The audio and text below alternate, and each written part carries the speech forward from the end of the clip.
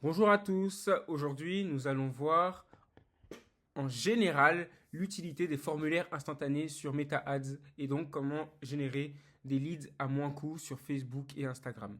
C'est plutôt un guide débutant, mais vous verrez que même des gens moyennement expérimentés ou même expérimentés apprendront deux trois choses là-dessus. Pour sûr. Quel est le problème? Vos leads vous coûtent 2 à 3 fois trop cher. La cause numéro 1, c'est la landing page sur mobile. Elle prend 3 à 5 secondes à se charger.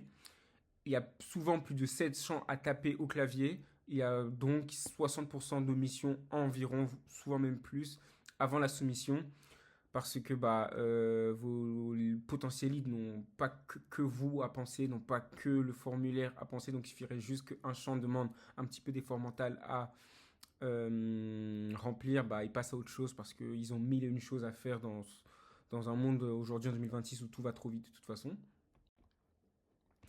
Et donc, quelle est la solution idoine pour tout cela? C'est le formulaire instantané. C'est un formulaire qui s'ouvre nativement sur Facebook ou sur Instagram et qui est pré-rempli avec les infos du profil. On a zéro chargement, zéro friction.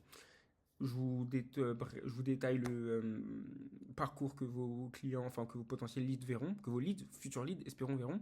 Ils voient directement la pub, ils cliquent sur le CTA, en savoir plus, ils remplissent directement le formulaire qui est souvent en plus pré-rempli automatiquement par Facebook, vu que Facebook possède déjà votre nom, prénom. Et ensuite, le lead est envoyé, il est reçu. Donc, on voit que c'est bien plus attractif à remplir comme lead. Donc, Facebook verra que notre offre, notre proposition de valeur est plus intéressante. Donc, souvent, le coût par lead diminuera de 30 à 70% plus bas que sur une landing page classique. Alors, ce qu'on va couvrir ensemble aujourd'hui, pourquoi le coût par lead chute et quel est du coup le mécanisme exact qui rend ce format si rentable, comment créer un formulaire de A à Z, du business manager au formulaire publié, quels sont les leviers pour faire baisser ce CPL, ce qui sépare par exemple un CPL à 2 euros à un CPL à 12 euros, et comment récupérer et exploiter ces leads, parce qu'il y a bien un piège silencieux qui ruine les campagnes, mais bon, c'est un piège qui n'en dit pas le nom, qui n'en dit pas son nom au début du mois.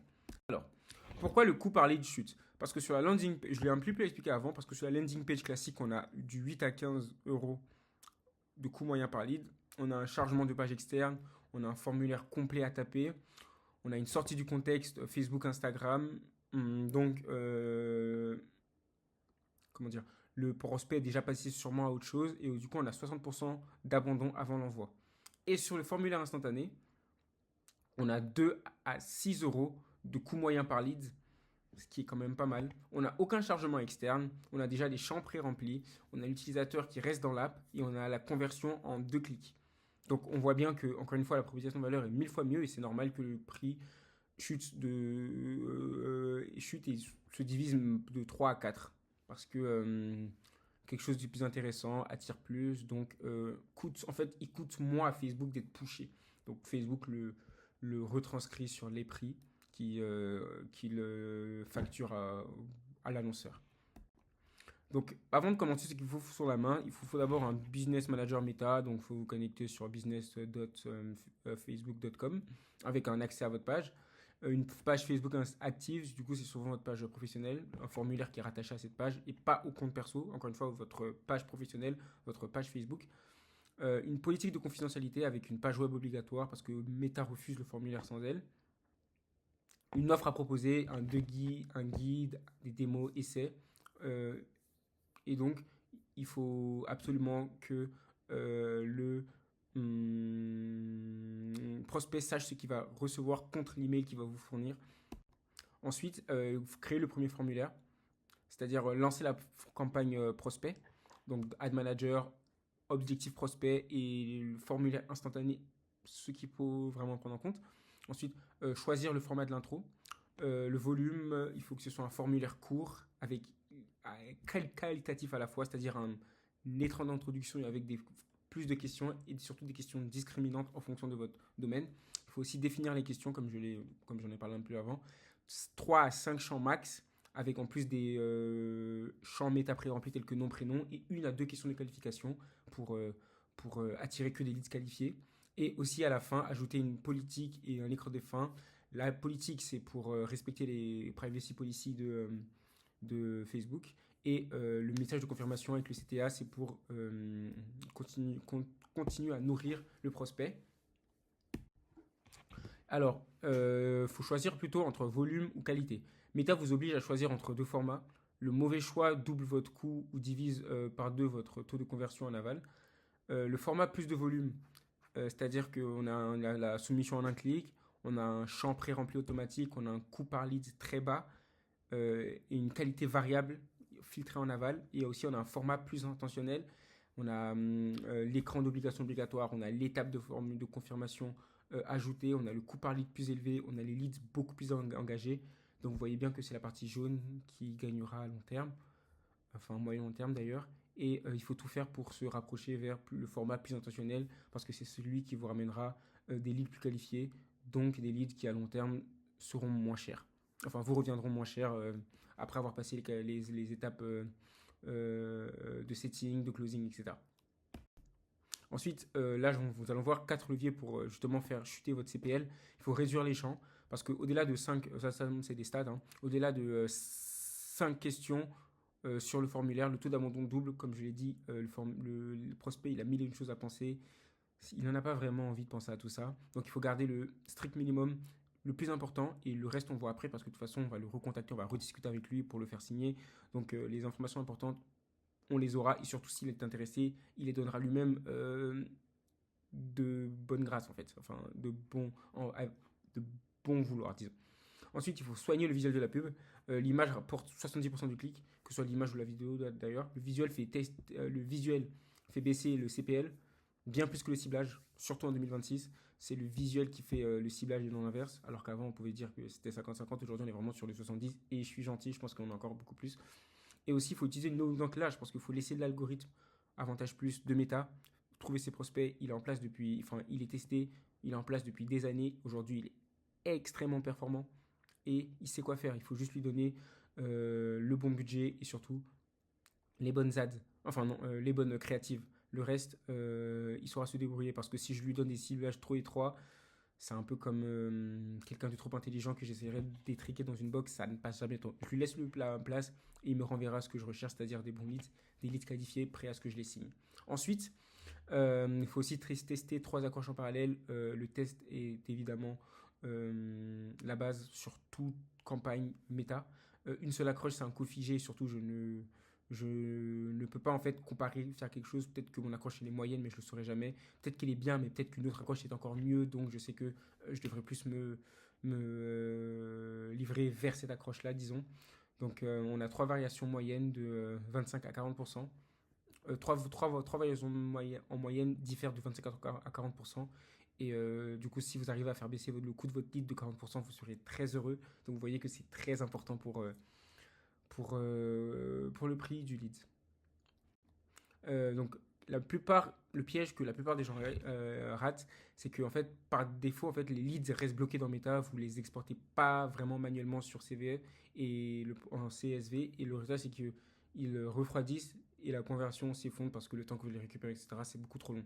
Donc l'option la plus intéressante, c'est de connecter votre business manager Meta directement à que ce soit le CRM, que ce soit le RP que vous utilisez, que ce soit le Notion, je ne sais pas que vous utilisez, il y a des intégrations prévues pour tout.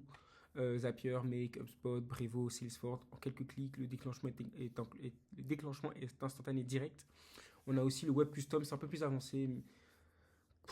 C'est utile dans les 2% des cas lorsque les 98% du coup ne sont pas remplis avec l'option 1.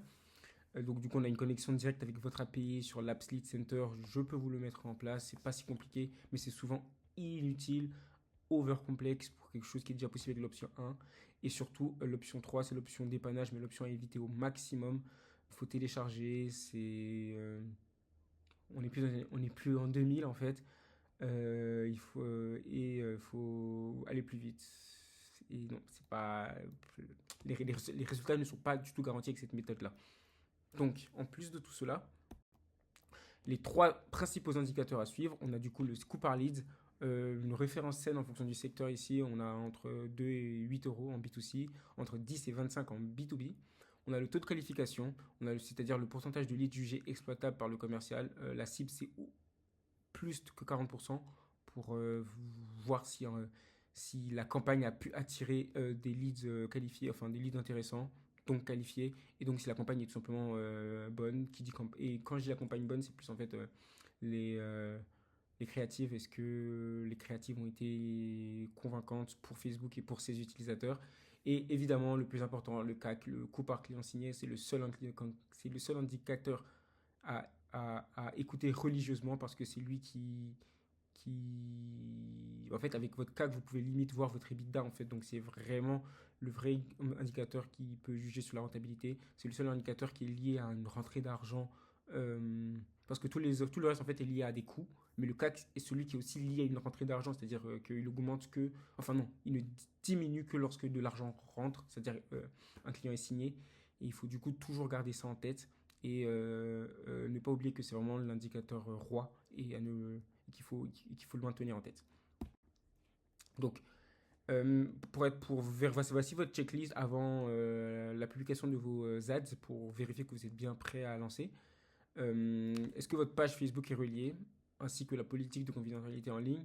Est-ce que le format choisi est en cohérence avec l'objectif entre le volume et la qualité? Est-ce que vous avez bien maximum 5 champs dans le formulaire? Est-ce que vous avez un écran de remerciement avec un CTA clair?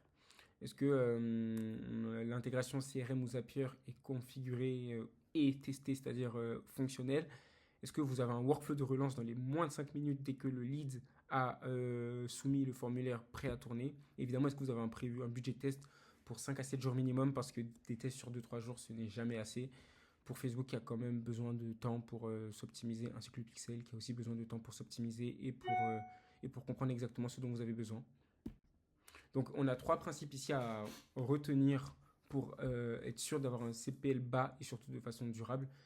La friction zéro est égale du volume, certes, mais il faut quand même un filtrage obligatoire, sinon on laisse rentrer toute la basse-cour et c'est vraiment pas votre but, je pense, de perdre votre temps en appel de qualification avec des gens auxquels soit vous ne pourrez pas répondre à leurs questions, enfin à leurs besoins, soit ils ne rentrent pas dans votre cible tout simplement.